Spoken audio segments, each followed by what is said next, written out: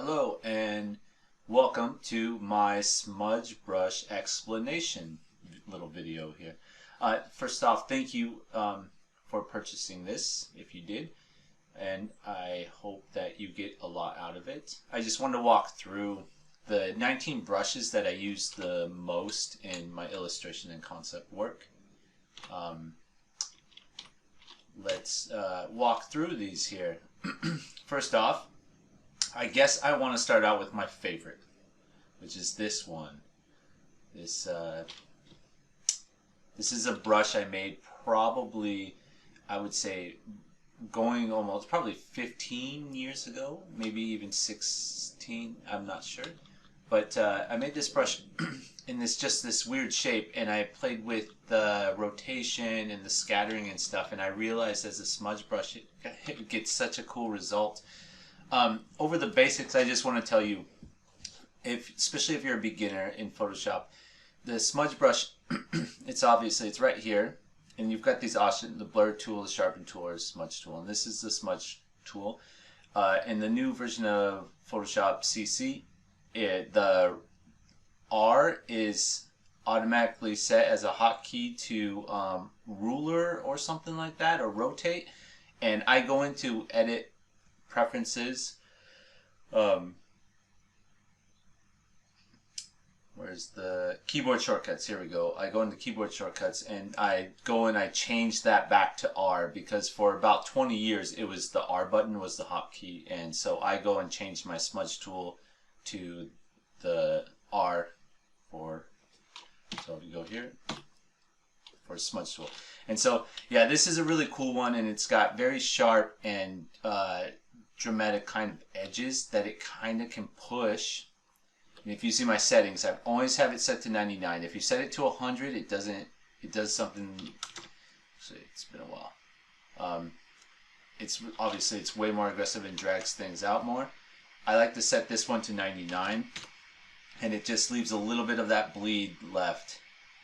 And you see those weird, just unpredictable edges that you get, and it really adds a little bit of that traditional scatter, the touch to your paintings. And once you see how this works, I actually recommend that you even try to make your own, and you can grab something.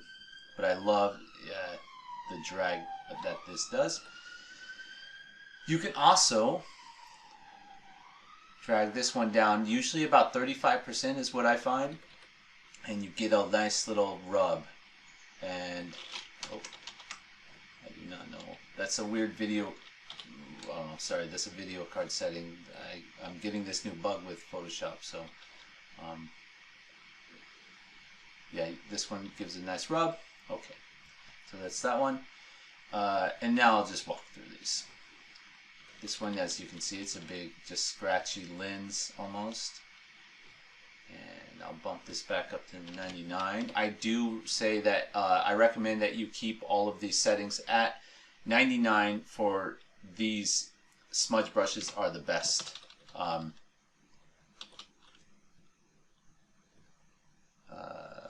don't know what's going on with this one. What was it at? 45? Sure.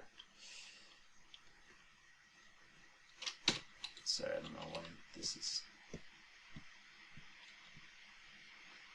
You can see this, yeah, this does a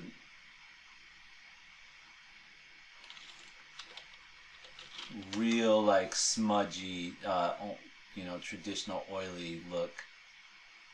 And it's because it's got all this space in between what's grabbing the pixels and moving them. So it's, you can really break up the edges and give that softness touch. To tell you the truth, I don't use this one as much as I think I kind of jump. Then we've got your nice traditional scatter brush. You see here, you just tap it, and it does the. Look at that! It's almost like splashing water already. And these are all settings that I've set in the scattering and everything, so I recommend you can play with them, but I recommend that you do not mess with them too much, because it drastically changes how it scatters and smudges. but it's this one's a very cool one that you get that crazy variety within the colors and the values in your image. This one basically is the same, it's just a different shape. It's a little bit stronger.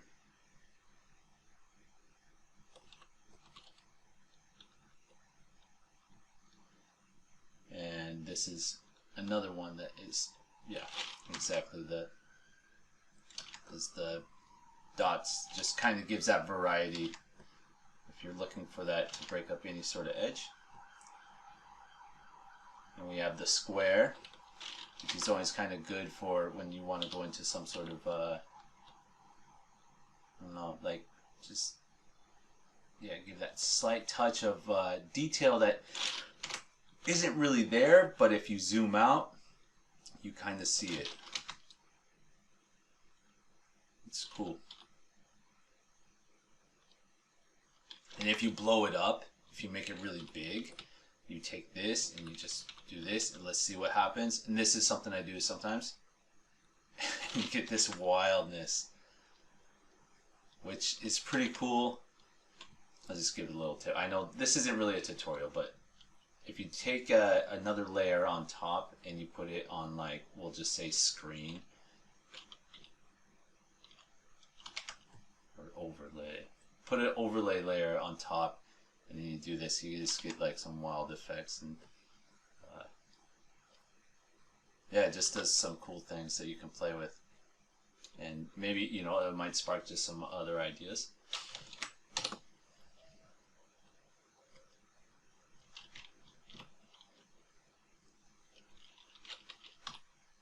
And let's go down. We got that one. I love this one. This is another shape that was made probably about 15 years ago, and this is what I've been using on these specifically these lizard images. I've been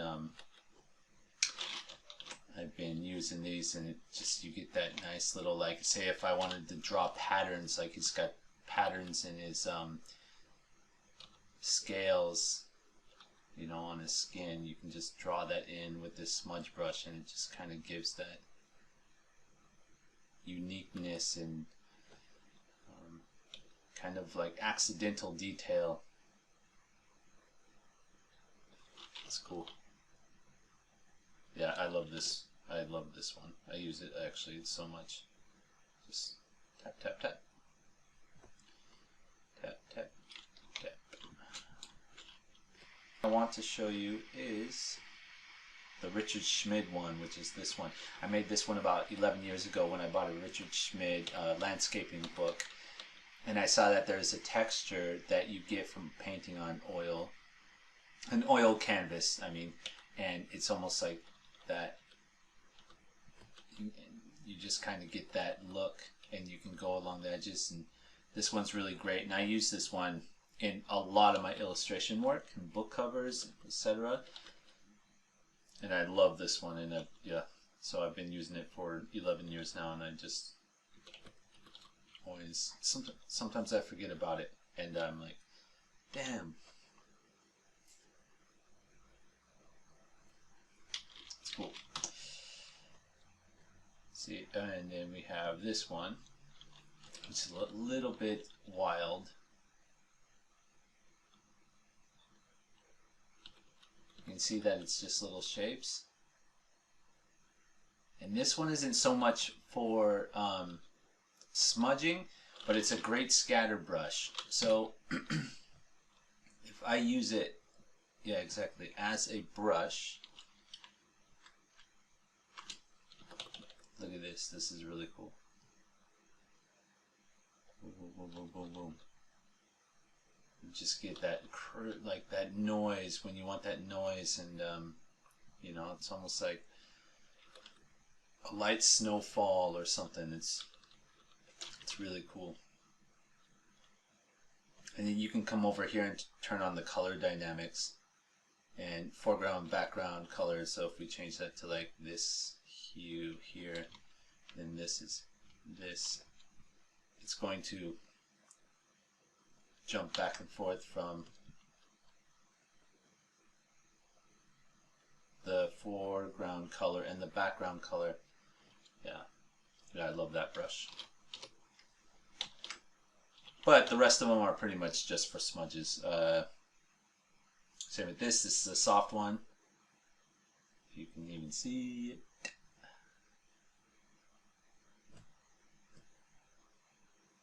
Yeah, you can see. This one's a very soft edge one. It's yeah, it's used. I use it in very small locations when needed.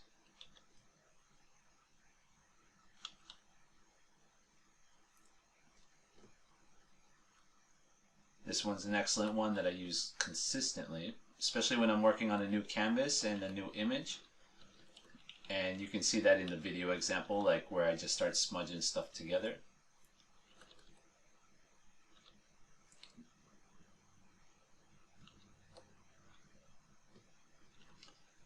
And I'm just going to go down this line. This is the one that I would grab something like this here. And I would just smudge it out, and you get that cool color bleeding into each other.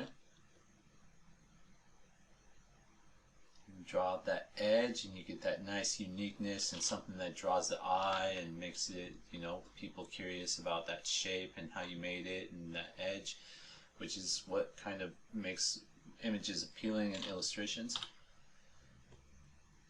And over here we just have this basic dot thing. And this is another one that just, it's like, what's important about this is just like that, yeah. You just get that weird variety, you know, it's just, and sometimes it experiments, and sometimes I'll be like, oh, that is way too much, or that's way too hard, and I'll delete it, but then sometimes in some images, it's fucking amazing.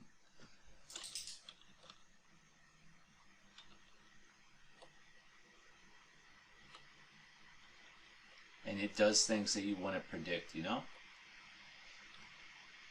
As Bob Ross says, happy accidents. And I will say I'm consistently in accidents. This does the same. I love this one. This is actually a pretty new one. I made it just a couple of months ago, and I've been like, oh my god, I'm so glad I made this. And it pulled off. Yeah, now the image is getting crazy. I wouldn't smudge this much normally in an image. I'm just, for the example, I'm showing here. This is just for the example. Get rid of those. And this is another one that I've been using a lot more as well. And I use it a little bit smaller because it does take a lot of CPU and RAM and stuff to use. But it's just like, I use it especially like with patterns. It does kind of cool stuff. Quick little, you know, it's almost like it looks instantly like scales, but it's not, you know, and it's great for breaking up edges. And I just go slow and small, and you just get that right amount. Yeah, it's nice. That is cool. And then we got this one. This is a basic color. I think this actually comes with Photoshop, but I made it into a smudge brush. Ah, here we go. Sorry, I was on the wrong.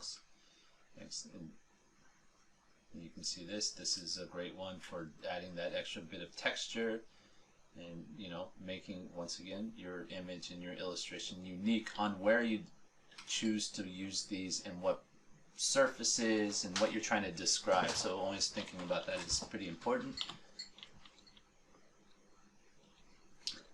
And I think the last one is this guy, which is actually one of my favorite brushes as well.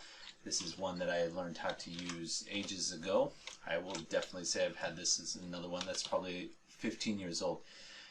I use this one in two different ways. So I will not sample the layer here because I am going to paint something first. I'll just use it as a brush first. So say I've got this brush. There's this thing here. One thing I learned about this is like, yes, I can scatter this like this, and it's very strong because it's at 99 strength, you see here.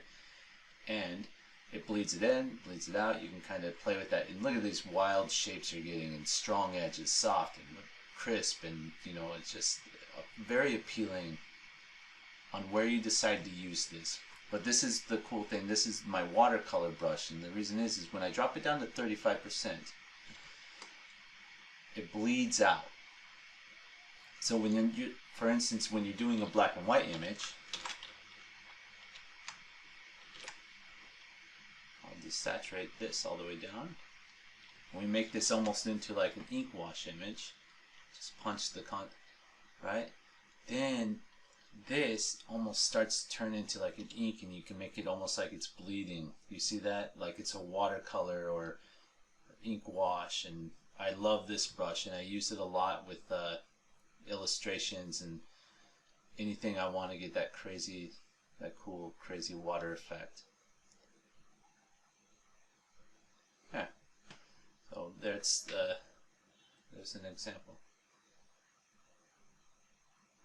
And I believe that is all of them. So once again, thank you for purchasing this, and I hope that you guys enjoy and have fun with them and experiment. And you know, once you see my shapes, try to make another shape of your own and see, you know, play with the same settings and study like this, the settings over here that I've been using on the different ones, and you know, play with those, and that will help you learn and develop your own. And it'll help you create your own style and uniqueness in your images. So thanks again, and enjoy and have fun. Bye.